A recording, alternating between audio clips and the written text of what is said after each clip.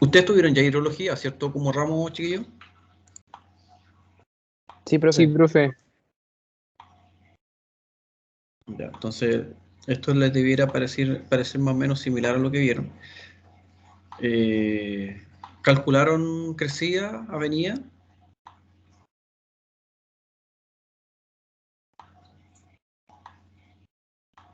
Hicimos un ejercicio como respecto a eso. Ya, genial. Entonces esto no debiera ser tan diferente. Ya esto más o menos lo genero como una introducción para... Bueno, primero que nada, porque de esta parte de hidrología igual nace el primer informe tipo prueba que tienen que realizar.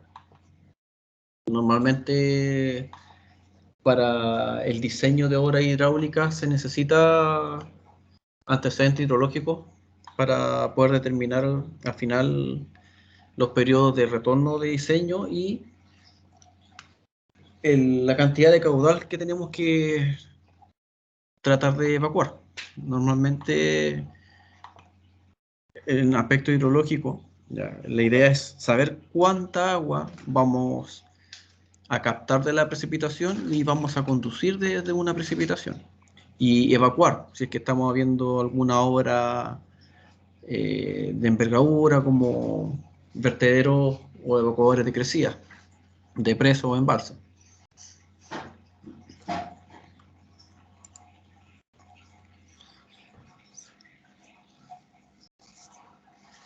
¿Por qué son fundamentales? Aparte de lo que le comentaba recién, normalmente la obra hidráulica ya frecuentemente se tiene que representar a través de modelos matemáticos cómo se va a comportar una cuenca, la cuenca que estamos estudiando, cuenca, subcuenca o área de estudio.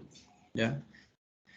El correcto conocimiento de cómo se va a comportar, por ejemplo, un río, la crecida de un río, un arroyo, un lago, un embalse puede ser también, es fundamental para poder establecer la área vulnerable a los eventos hidrometeorológicos, sobre todo los extremos, ya que esos son los que causan los mayores estragos de repente con respecto a las precipitaciones intensas más que nada, ¿no?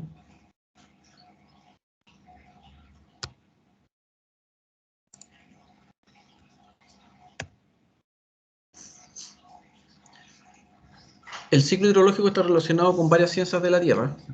Sí, por ejemplo, la meteorología, obvio, climatología, geografía física, geología, que tiene que ver con suelos, la geomorfología también, oceanografía, limnología, etc. Y también con otras disciplinas. Normalmente las obras hidráulicas son multidisciplinares. Están involucradas algunas carreras o disciplinas como agronomía, varias ingenierías, entre ellas también ingeniería civil, ingeniería forestal, mecánica y física de suelo, hidráulica y mecánica de fluidos, estadística, sobre todo en esta parte inicial de materia que corresponde al ramo, vamos a ver bastante estadística, análisis matemático, análisis de sistemas, ¿ya? Y análisis estadístico sobre todo también. Sobre todo inferencial. Así que aquí vamos a ocupar harto, o van a ocupar harto con respecto al ramo que tienen de estadística o de modelo aplicado a la ingeniería. Así que ahí vamos a repasar un poco esa materia. El análisis de estudio hidrológico ya tiene por fin poder obtener lo que mencionábamos al principio, caudales. ¿Ya?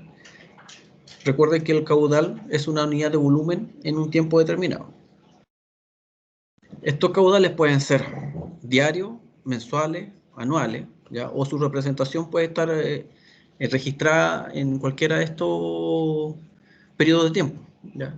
Según lo que vayamos a utilizar, simplemente tenemos que hacer las transformaciones a unidades que correspondan. Tiene magnitud y distribución en el tiempo y también en el espacio, sobre todo las crecidas.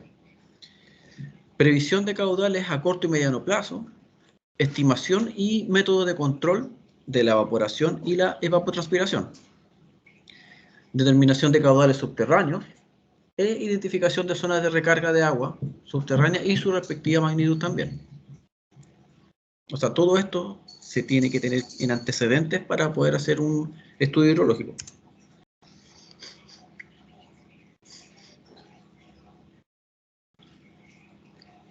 Los recursos hídricos ya, son aquellos adecuados en cuanto a su distribución espacial, temporal, grado de probabilidad de ocurrencia, para permitir el desarrollo agrícola, urbano e industrial de la zona. Ya sobre todo el agrícola, son los que se llevan gran parte de la capacidad de abastecimiento de agua potable. Aproximadamente del 100% de agua que se pueda producir, el 70% se lo lleva el área agrícola. El urbano y la zona industrial, junto con el minero, abarcan el otro 30%. Por lo tanto, el gran recurso o la gran cantidad de recursos de agua se lo lleva la agricultura.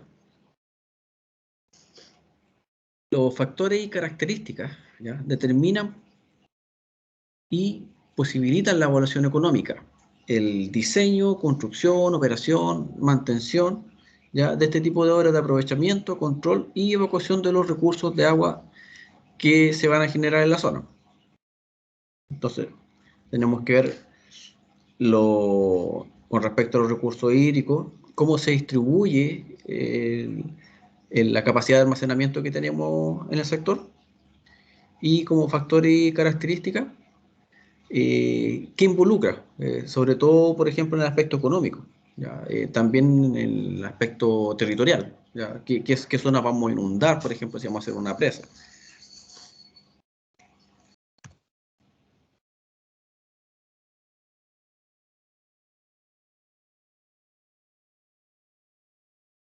Este se desarrolla en la hidrósfera, comprendiendo los primeros 15 kilómetros de la atmósfera terrestre y el primer kilómetro por debajo de la corteza terrestre. Es decir, el ciclo hidrológico no solamente contempla lo que pasa sobre el nivel del mar, sino que también bajo este, hasta 1000 metros bajo este, sobre el nivel del mar. Porque contempla normalmente donde ya se encuentra la roca o la corteza terrestre, que es una zona ya impermeable, ya por lo tanto desde ahí hacia arriba se encuentran todos los acuíferos y aguas subterráneas. Y típico ciclo hidrológico, esto ya lo conocen, ya saben cómo funciona, de qué se trata. Todos son componentes en realidad también para poder llegar al balance hidrológico. Por lo tanto, el esquema anterior es el pilar fundamental de la hidrología. ¿Qué es la hidrología? Una ciencia geográfica que se dedica al estudio de la distribución espacial y temporal, ¿ya? Más que nada, ¿de qué? De la precipitación, que eso es lo que nosotros lo atañe como especialista en el área. Porque dependiendo de cómo se van a dar este tipo de precipitación en el tiempo, o cada cuánto tiempo, o la duración que tengan esta, vamos a tener diferentes tipos de caudales. Y también diferentes tipos de intensidades. Y no solamente la precipitación, porque la precipitación en sí va a producir lo que se llama escorrentía, que es el agua que va a escurrir por la superficie terrestre. Y esa es la que nosotros tenemos que tratar de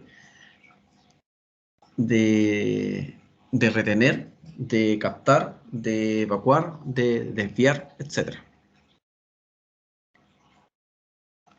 Y como consecuencia de la precipitación o después del ciclo hidrológico tenemos también la humedad del suelo, la evapotranspiración y el equilibrio de la masa glacial. En la imagen aparecen, existen otros, pero sí, aparecen los principales tipos de precipitación, ¿ya? El convectivo, el orográfico y el frontal. Normalmente el que se produce acá en el país es convectivo, y de repente más hacia la cordillera puede ser el orográfico. El convectivo se produce, asciende ya por diferencia de temperatura a causa de un calentamiento local. Es decir, el suelo, por ejemplo, absorbe el suficiente calor, obtiene la suficiente temperatura, por lo tanto calienta el aire que se encuentra cerca de la superficie del suelo. Al calentarse el aire, disminuye la densidad de este, por lo tanto es más liviano y tiende a ascender. El aire con mayor temperatura, los gases con mayor temperatura, tienden a ascender, por lo tanto se va produciendo ese movimiento o traslación de aire. Y también por eso se producen los vientos, por cambios de temperatura en las masas de aire. Entonces, al ascender, este aire y esta humedad ya llega al límite donde la condensación se produce por la saturación del vapor de agua, ¿ya? Cuando ya la humedad alcanza el 100%. Ahí ya se produce la precipitación. Y el orográfico, ¿ya?, es la producida por el ascenso de una columna de aire húmedo al encontrarse con un obstáculo. Por ejemplo, lo que aparece ahí, bien claro que es un cerro, una montaña, una cordillera, pues. Entonces, en su ascenso al aire, se enfría hasta alcanzar el punto de saturación del vapor de agua y una humedad relativa al 100%. Y también origina la lluvia.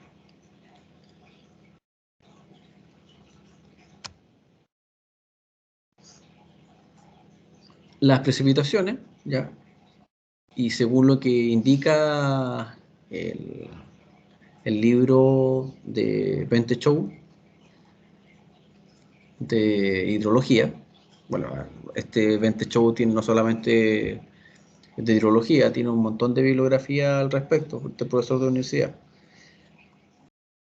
Canales, conducciones, hidrología, aspectos de ingeniería, etc. ¿Ya?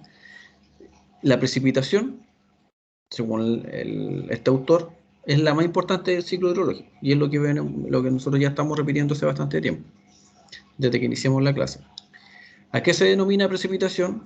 A toda agua meteórica que cae en la superficie de la Tierra. Esta puede tener diferentes formas. Nosotros acá mismo en el país tenemos diferentes tipos de precipitación. La líquida, que puede ser la llovizna, la lluvia, y la sólida, nieve y granizo, por ejemplo. Y también tenemos otro tipo de precipitaciones que son las ocultas, que puede ser el rocío, la blanca, por ejemplo, o la neblina que nosotros conocemos. Las anteriores son provocadas por un cambio de la temperatura o de la presión. Y la precipitación constituye la única entrada principal al sistema hidrológico continental, ¿ya? O sea, dentro de un balance hídrico, donde tenemos entradas y salidas para hacer el equilibrio en la ecuación, a ambos lados, la única entrada con la que nosotros contamos en realidad es la precipitación. Es ahí la importancia de, en realidad, con respecto al ciclo hidrológico y sobre todo lo que ya hemos visto con respecto al cambio climático.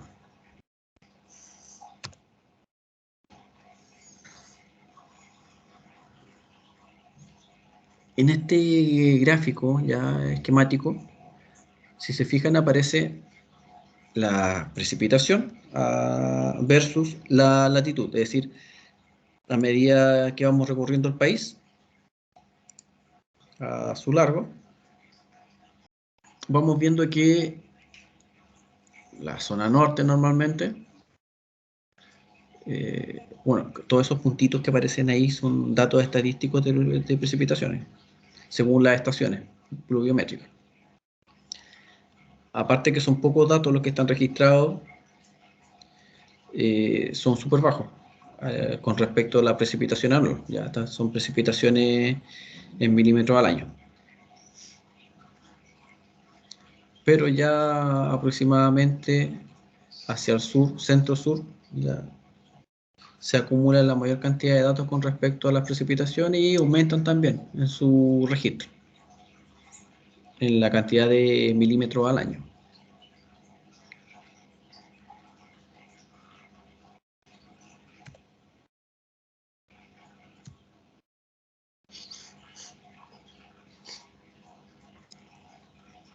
tenemos diferentes tipos de escurrimiento, ¿ya?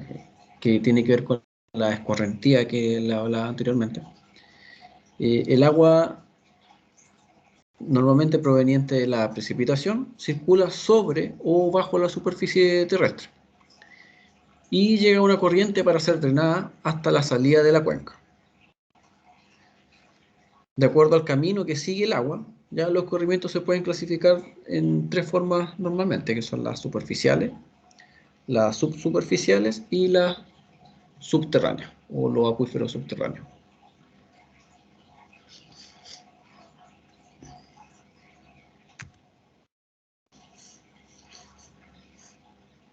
Tenemos como flujo superficial, ¿ya? El agua que es directamente de la precipitación, que no se alcanza a evaporar y tampoco se alcanza a infiltrar. Y no se alcanza a infiltrar ya sea porque el suelo es poco permeable o bien porque el suelo ya está saturado. Por lo tanto, ahí ya el agua no logra ser captada por ningún otro tipo de elementos, por ejemplo, hoja, ni vegetación, etcétera, y se convierte en escorrentía superficial. Y lo que normalmente nosotros vemos como agua que corre por las laderas, cerros, calles, etcétera. Eso ya viene siendo agua superficial, el agua que nosotros vemos. También tenemos el flujo subsuperficial, que es paralelo al superficial. Está cerca de la superficie, que es el que aquí aparece en la imagen como escorrentía hipodérmica, ¿ya? Y si se fijan, está paralelo a la superficial. Y se encuentran los primeros horizontes del suelo. Y no alcanza a incorporarse al flujo subterráneo, porque normalmente el flujo subterráneo tiene un nivel, ¿ya? Que es donde está el espejo de agua. Es decir, uno hace la excavación y llega hasta un punto donde ya se encuentra con el agua. Eso ya es el nivel freático. Por lo tanto, el agua o el flujo superficial se encuentra entre la correntía superficial y el nivel freático o flujo subterráneo. Y el flujo subterráneo como tal, o acuífero normalmente también, que es la acumulación de agua en los estratos inferiores, proviene de percolación profunda. Y este tiene un desfase temporal significativo, o sea, ¿por qué desfase temporal? Porque desde que se inicia la precipitación hasta que recorre la capa de suelo hasta llegar a infiltrarse y ser parte del nivel freático, pueden pasar días, semanas, meses, incluso años pueden pasar. Todo va a depender de el tipo de suelo, la capacidad de infiltración que tenga el suelo, qué tan permeable es o no. Y eso habla de la velocidad de infiltración del agua, que tiene que ver con la velocidad de Darcy normalmente, ¿ya? Que clasifica los tipos de suelo según la velocidad con que el agua puede fluir dentro de él. Por lo tanto, la clasifica en suelos que son buenos para drenar o malos para drenar.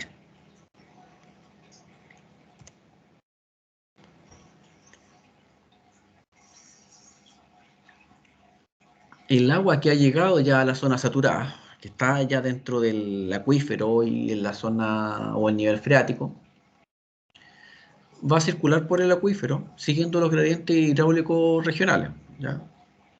Porque el suelo, esta parte que ven ustedes acá, que es como roca, acá al fondo, eh, no es plano. Normalmente este tipo de suelo, por lo tanto, tiene alguna inclinación. Por lo tanto, esa inclinación genera que el flujo de agua subterráneo tenga movimiento hacia un punto determinado, tenga una dirección, un sentido. Entonces, el agua subterránea no está estática normalmente, también se traslada de un punto a otro. Y es lo que pasa normalmente con las aguas de la cordillera, por ejemplo, que en algún momento ya se terminan infiltrando y alimentan, por ejemplo, todos los acuíferos subterráneos hasta llegar al mar.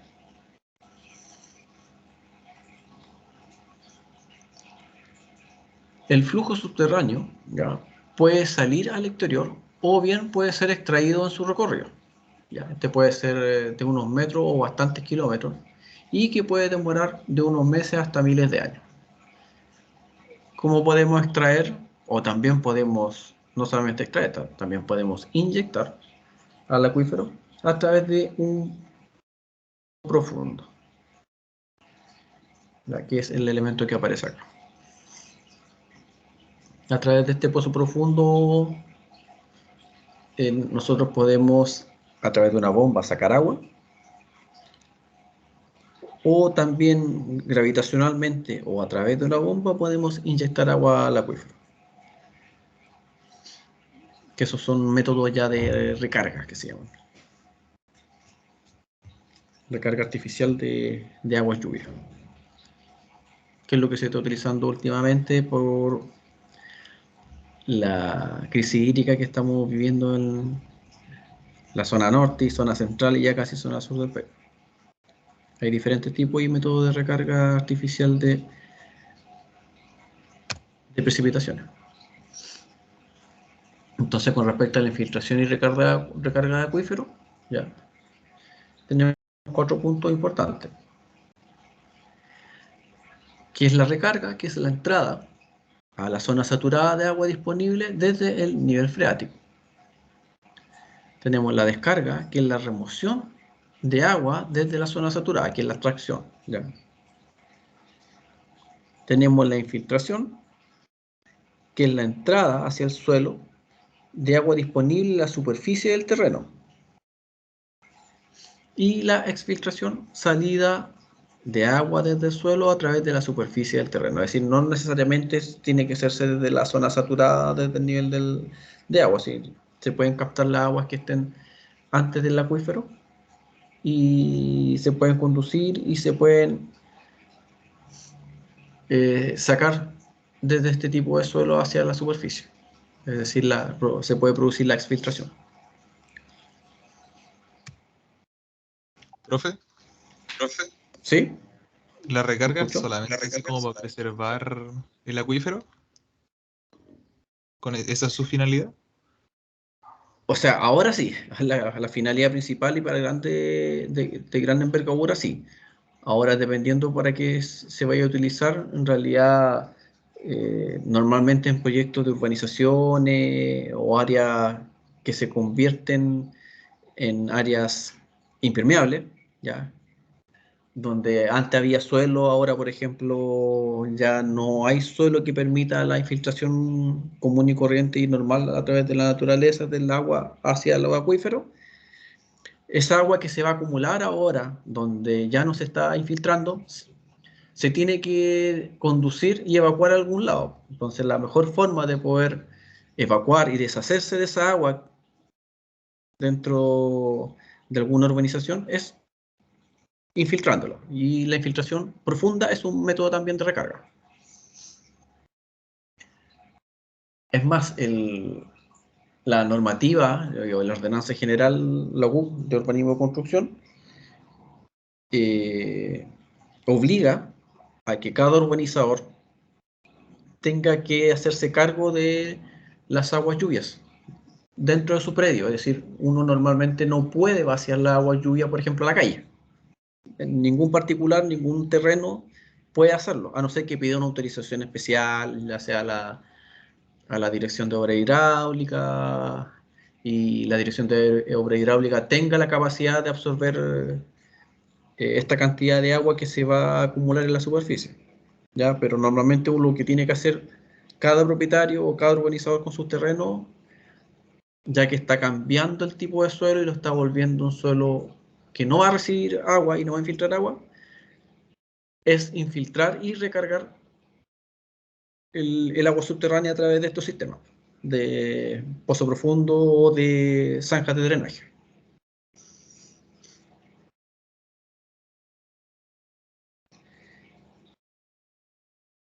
Bueno, siguiendo con respecto a la recarga de acuífero, nosotros cómo podemos saber si un evento de precipitación, ya dadas las condiciones iniciales y tipo de suelo, resultará en recarga de un acuífero. Entonces, hay varias condiciones que favorecen esto, ¿no? Entonces, la condición necesaria para que ocurra recarga es que se verifique un ascenso en el nivel freático. Es decir, si nosotros tenemos un pozo, normalmente se mantiene un nivel estático de agua. Si este nivel estático de agua asciende, quiere decir que estamos haciendo una buena recarga del agua superficial hacia los acuíferos. ¿Qué condiciones favorecen un aumento de nivel freático? Bueno, como primer punto, que la lluvia sea de baja intensidad y también ojalá de larga duración.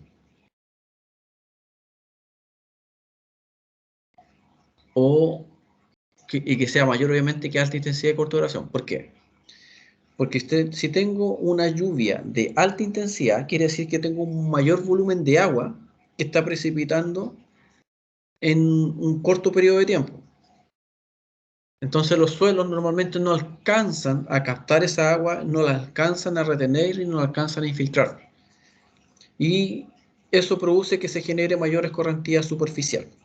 Entonces, por eso normalmente lo que se privilegia en los sistemas de recarga o de infiltración es tratar de retener el agua el mayor tiempo posible en un sector para que ésta se pueda infiltrar lentamente. Obviamente va a depender del tipo de suelo con el que estemos tratando. Hay suelos que son súper buenos o súper permeables, por ejemplo las arenas o las gravas, que tienen harto intersticio, harto hueco entre medio, porcentaje de hueco que me permite que el agua pase rápidamente a través de él. Lo que no es lo mismo, por ejemplo, en un suelo fino, una arcilla, un limo, que son suelos con poca porosidad, poco porcentaje de hueco, por lo tanto el agua no puede avanzar hacia los acuíferos. Por lo tanto, también va a depender del tipo de suelo que estoy considerando, que es lo que aparece ahí en el punto 4, que son suelos de alta conductividad. O sea, si tengo un suelo que me permite infiltrar a gran velocidad el agua, es decir, que el agua va a pasar rápidamente a través de él, voy a lograr un ascenso en el nivel freático y una buena recarga. Por lo tanto, tengo que tener ojalá lluvias de baja intensidad y que se demoren o duren bastante en un tiempo. El nivel freático superficial mayor al nivel freático profundo, es decir, que ojalá tenga un nivel freático alto, porque así voy a acumular o voy a llegar más rápidamente tengo menos distancia que recorrer. Que ojalá el suelo tenga alta humedad, es decir, que ya se encuentre casi saturado, que tenga harta agua dentro de su intersticio, porque así facilita que el agua no se quede retenido en las partículas secas de tierra. Y los suelos que ya habíamos hablado que son permeables, de alta conductividad, que permiten una velocidad de infiltración mayor, ya que la infiltración normalmente es un indicador de la velocidad con que el agua se transporta en el suelo. Normalmente las medidas de infiltración son distancia partida por tiempo, es una velocidad, milímetro partido por hora, por ejemplo.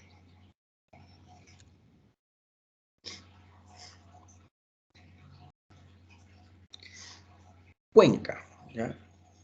Que es lo que aparece en la imagen. Es una unidad básica definida topográficamente y drenada por un sistema de cauces superficiales, de tal manera que toda la escorrentía que se genera en la superficie encerrada por la línea divisoria de las aguas, esa línea divisoria se va a dar en los puntos altos, por ejemplo, que es como actúa como los techos de las casas, que el punto alto, la cumbrera, divide el agua que cae hacia a un costado o hacia otro lado, o hacia otro costado, y descarga a través de una salida única e identificable. Tiene un punto de salida normalmente, solamente uno. Y es lo que aparece acá en la imagen. Si se fijan, esa línea blanca es la delimitación de la cuenca. Esa línea divisoria de agua se va a dar en los puntos altos, que es lo mismo que aparece acá. Si se fijan aquí en la cordillera aparece una línea segmentada y es como la cumbrera de la casa, que divide el agua que va a caer adentro de esta cuenca o en la cuenca que está al costado. Y ya se produce ya la escorrentía superficial a través de varias subcuencas que están aportando, hasta gran cuenca de acá.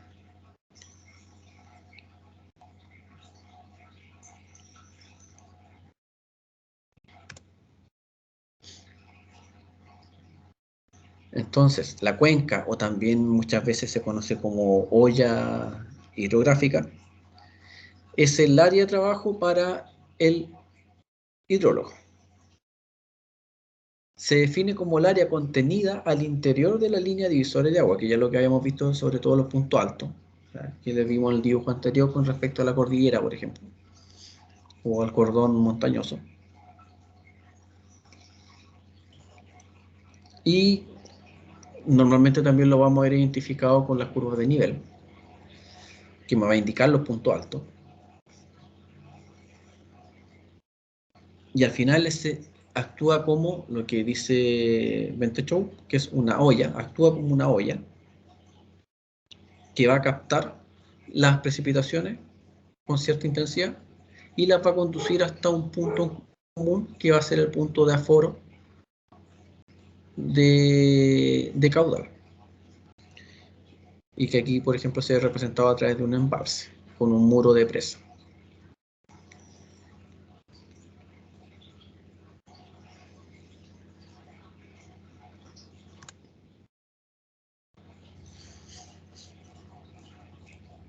Un ejemplo de cuenca es lo que aparece ahí. ¿Ya? El sistema de drenaje de una cuenca está constituido principalmente por el río principal, que es la línea azul que aparece, y sus tributarios. ¿Ya? El tributario, por ejemplo, ahí aparece un tributario, porque aquí se ven dos ramas, del río principal y un tributario. A veces puede tener más tributarios, va a depender obviamente del tipo de cuenca. Acá, por ejemplo, aparece un tributario, aquí aparecen dos, y se va a convertir en un río principal acá.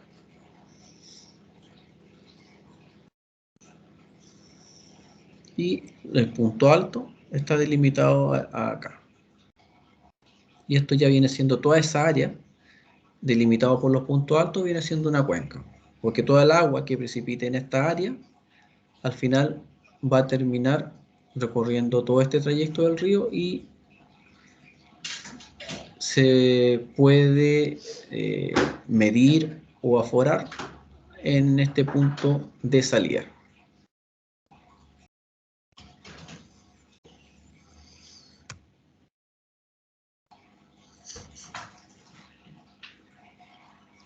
Como balance hidrológico, ¿ya? Si se considera una cuenca, se tienen los diferentes elementos dentro del balance. Como dijimos al comienzo, normalmente vamos a tener entradas y salidas para completar la igualdad del balance. Y como única entrada tenemos la precipitación. Es el único aporte que nosotros tenemos dentro del balance. No hay más aporte.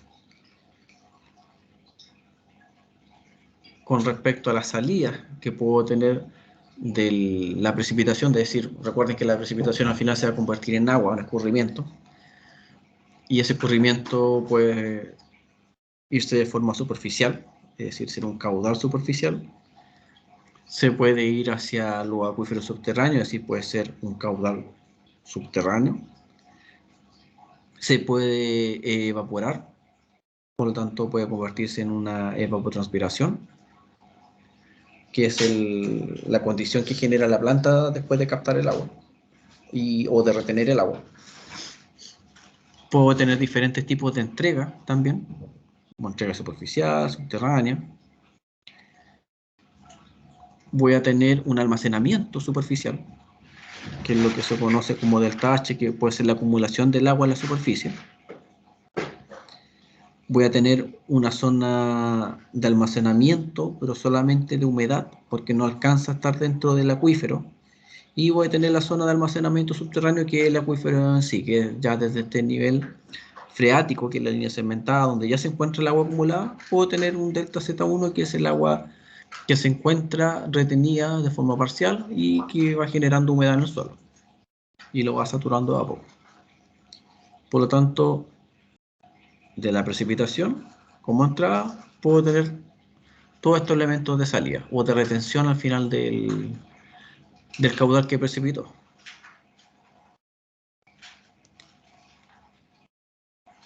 Ahora, si se fijan, acá aparece precipitación, pero dice metros cúbicos segundo, porque si se fijan al final, La precipitación normalmente se mide en milímetros de agua, pero acá tengo caudales, y los caudales son volumen partido por tiempo. Por lo tanto, algo tiene que pasar aquí entre medio con respecto a esta ecuación para que estemos sumando peras con peras y manzana con manzana.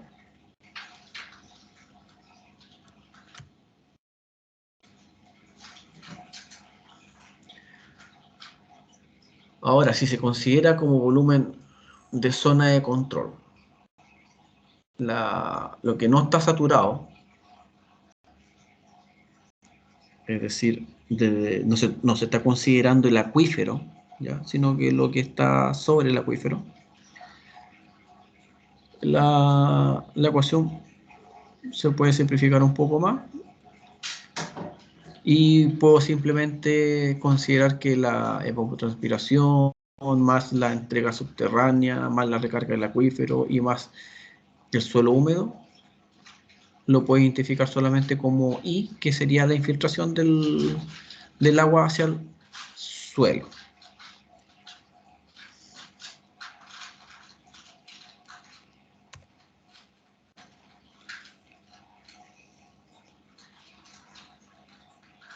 Ahora, otra cosa importante también dentro del ciclo hidrológico, para ser utilizado dentro del balance hidrológico, tenemos la variación de la temperatura. ¿Ya? Y no solamente la temperatura, lo que hace al final la radiación solar, el calor que se genera con respecto al agua es evaporarla. Al final, los grandes embalses, los grandes tanques de almacenamiento, si tienen mucha superficie en contacto con el aire, al final es mayor superficie de contacto y mayor agua es la que se va a evaporar. Y aquí pasa lo mismo que vimos con respecto a las precipitaciones. Desde el norte hacia el sur, ¿ya? Que es lo que va pasando normalmente con la evaporación. Si se fijan, la evaporación que está alineada acá, en el norte es mucho mayor, obviamente por las altas temperaturas que se generan. Y la temperatura también es mucho mayor acá. Pero a medida que vamos avanzando hacia el sur, ya va disminuyendo obviamente la temperatura, y también como la temperatura disminuye, también baja la evaporación.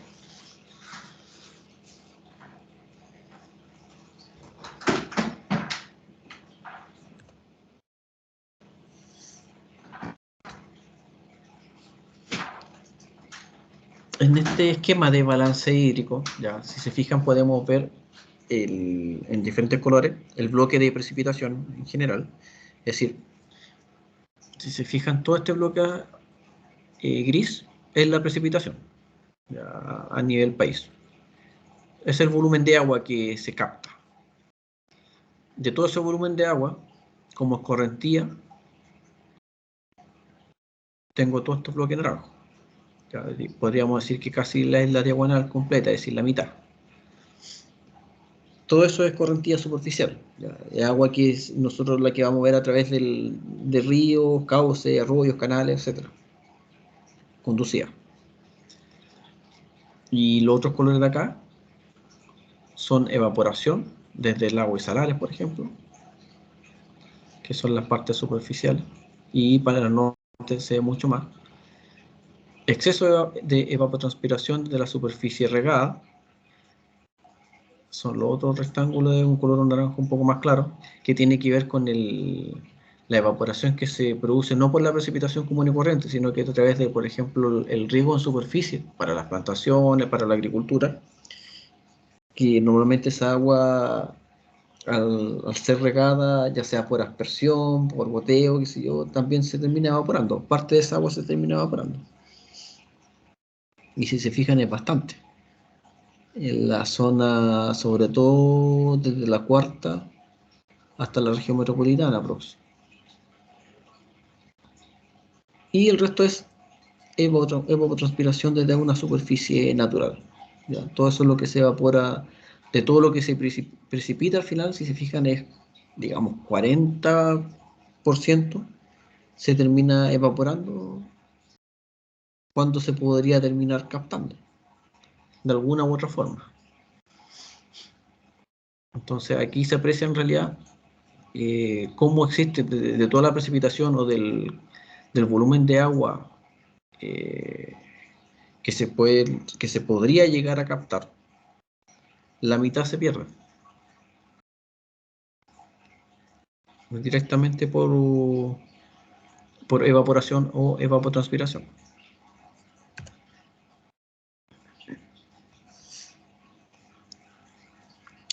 En un embalse ya podremos generar también una especie de balance hidrológico, donde vamos a colocar de cierta manera como un aporte. ¿Ya? Recuerden que la única entrada era la precipitación dentro de un balance hidrológico en sí, global, pero ahora estamos hablando de un embalse. ¿Ya? Por lo tanto, achicamos el sistema, ya no es global, sino que nos estamos centrando en este volumen de control. Donde en un embalse ya ahora vamos a tener estas dos entradas, que es la precipitación que se puede generar en la superficie del embalse como área de captación, y el caudal que va llegando, que es el caudal que se va generando por la correntía superficial, por el río principal, y que va a llegar al embalse o al punto de aforo. Y eso va a ser igual a, por ejemplo, QB, que es el caudal de descarga de vertedero,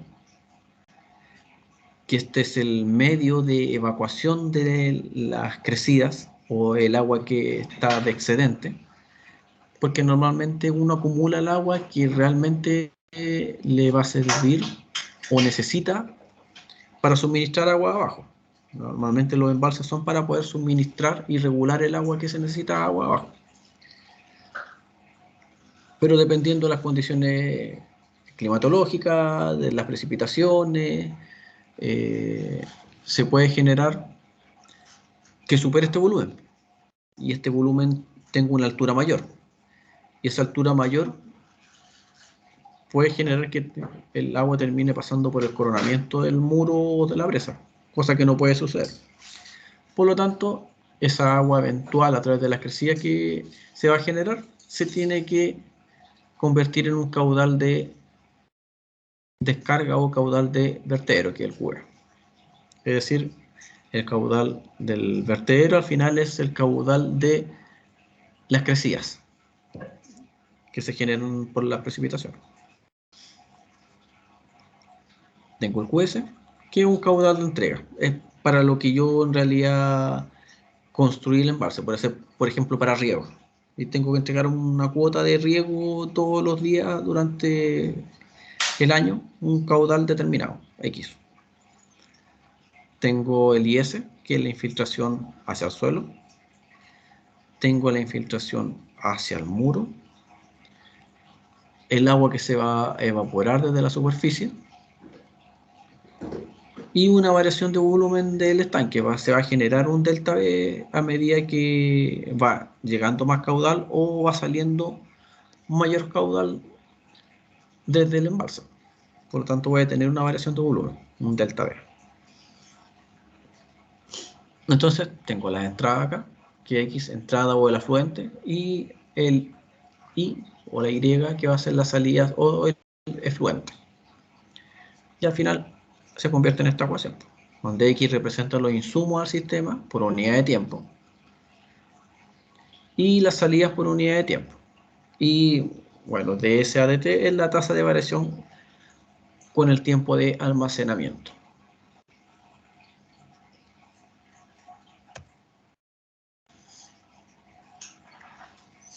Un punto que tienen que tener claro, que seguramente ya yo creo que lo deben saber, y si no, ahora les debería quedar claro,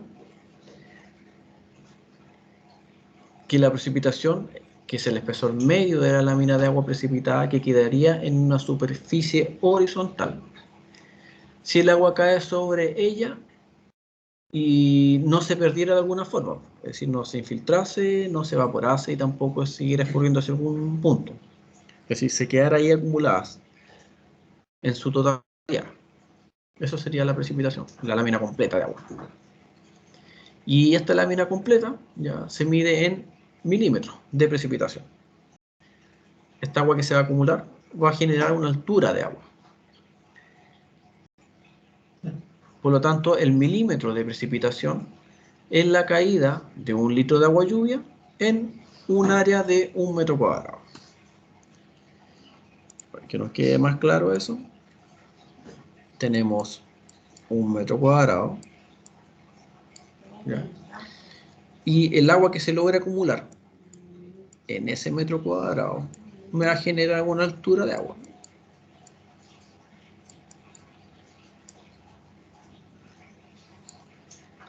Al final es 1 por 1 y la altura de agua, si es 1 milímetro, es 0,010 centímetro milímetro. Y si pasamos esto a unidades, o si multiplicamos esto y lo pasamos a volumen, 0,01 por 1 y por 1, al final es 1 litro.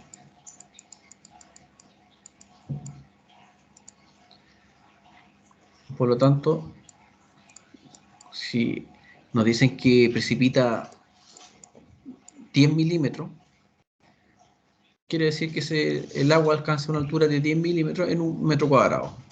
Y se acumularon 10 litros en una superficie de 1 metro cuadrado. Ya es una forma rápida de poder a veces saber qué es lo que pasa con respecto a la intensidad de la precipitación.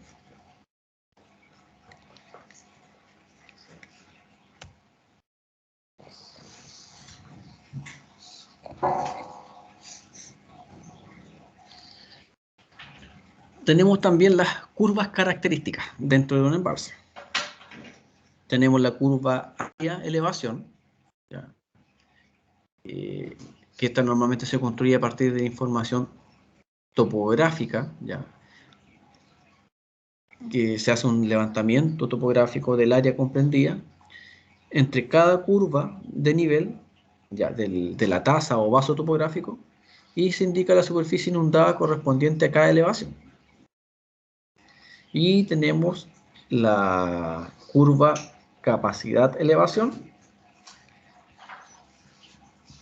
y esto se obtiene mediante la integración de la curva área-elevación para poder obtener el volumen almacenado que corresponde a cada elevación o cota topográfica. Para ello se requiere determinar estas curvas de información topográfica, y estas deben ser consistentes en un plano topográfico ya de la cuenca hidrográfica en estudio. Las escalas que normalmente se ocupan para ello son 1 a 50.000, 25.000, 20.000, etcétera, que son las que aparecen acá en la presentación. Y las curvas de nivel van entre los 20 metros y 1 metro. Recuerden que las curvas de nivel van representando la altura o la diferencia de altura que se van generando en el terreno. Entonces, dependiendo de la magnitud del proyecto, se pueden generar las curvas a 20 o a 10 metros, a 5 metros, o si no es de tanta envergadura, se pueden generar las curvas de nivel a 1 metro de altura de diferencia. Y ahí se va generando el nivel de precisión requerido. Entonces, el incremento de volumen entre dos curvas de nivel consecutivas se calcula con la siguiente expresión, y es la que aparece ahí, ¿ya? Que es el delta B o incremento o variación de volumen entre curvas consecutivas. Tenemos el delta H, que es la diferencia de nivel entre curvas de nivel consecutivo, que al final es una altura. Es como restar las dos curvas para saber cuánto es el espesor o la altura entre esas curvas. A sub I, que es el área correspondiente a la curva del nivel inferior, y a su S correspondiente a la del nivel superior. Entonces, a través de esa ecuación nosotros podemos ir determinando el delta volumen entre cada curva.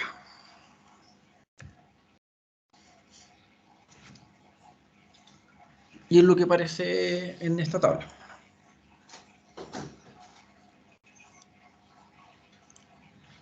Tenemos la elevación, ¿ya? O lo que correspondería normalmente a cada curva. Por lo tanto, entre esta curva 1 y la curva 2, por ejemplo, voy a tener un delta H. Eso me va a generar un área. Y la altura por el área me va a dar un volumen. Y esos son los 2 metros que aparecen ahí también. Que son los 60 menos los 58. Es decir, aquí la curva topográfica o la curva de nivel ya se sabe que están distanciadas cada 2 metros.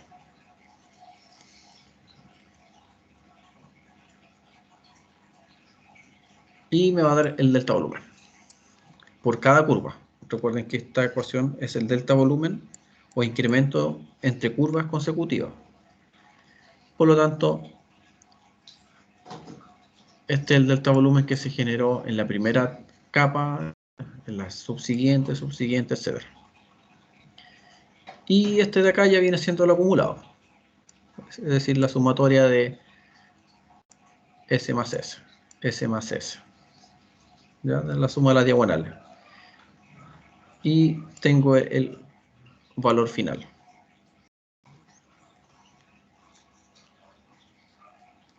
Recuerden que al final lo que se hace, tratemos de dibujar un embalse.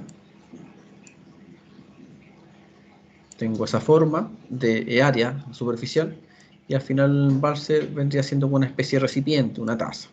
¿Ya? Donde voy a tener dentro de la primera curva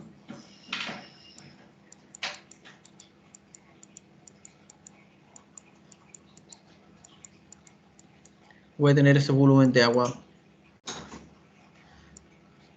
por ejemplo, en la primera curva, entre las dos primeras curvas, por ejemplo, en la 1158 y la 1160. Voy a tener ese delta de volumen, ¿ya? Y eso es lo que quiere decir. Es decir, tengo ese delta H entre las dos curvas. Y así sucesivamente se va sumando el volumen de agua según la altura requerida. Por tanto, el volumen total al final es la sumatoria de todos los volúmenes.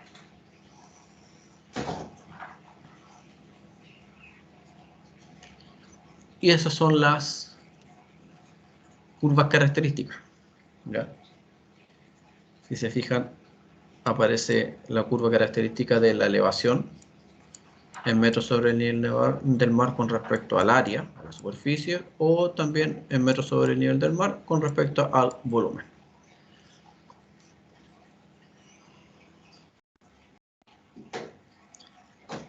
Ya, entonces, como primer trabajo, ya para ir al tiro juntando notas, chiquillos, y para que sea una buena nota al tiro, me van a generar esta tabla en Excel, esta de acá, toda completa. Obviamente generen todas las ecuaciones necesarias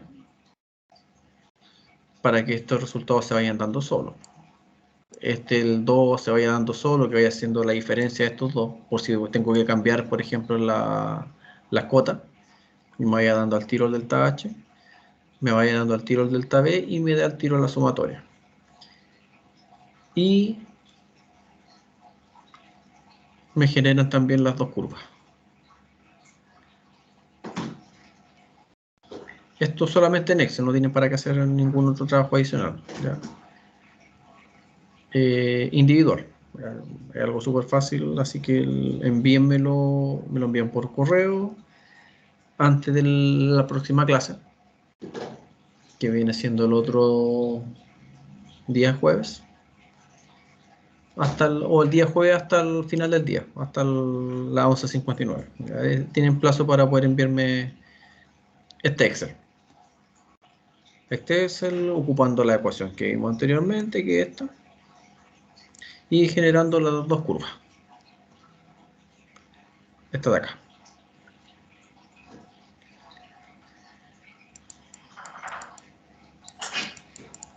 Próximo jueves.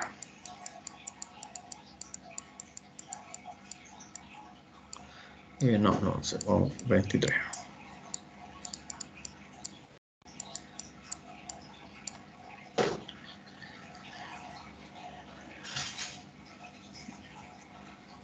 ¿Dudas, consultas, chicos? Con respecto a lo que hemos visto hasta estos instantes.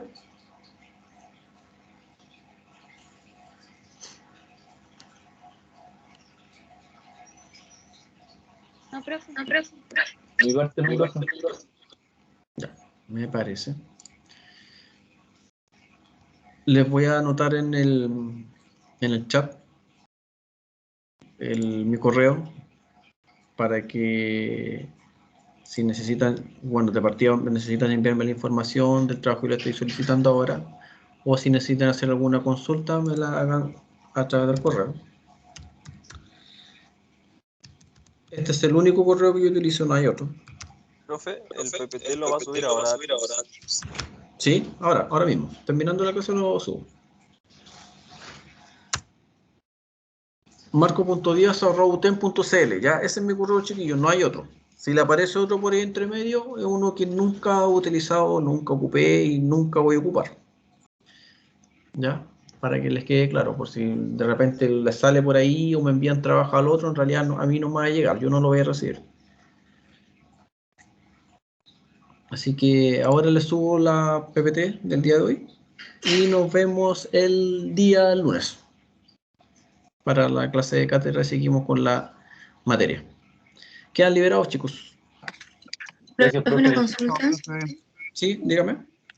¿El Excel lo realizamos con las mismas elevaciones y el área o nosotros nos damos otros valores? No, lo mismo. Lo mismo, Ya. así pueden verificar.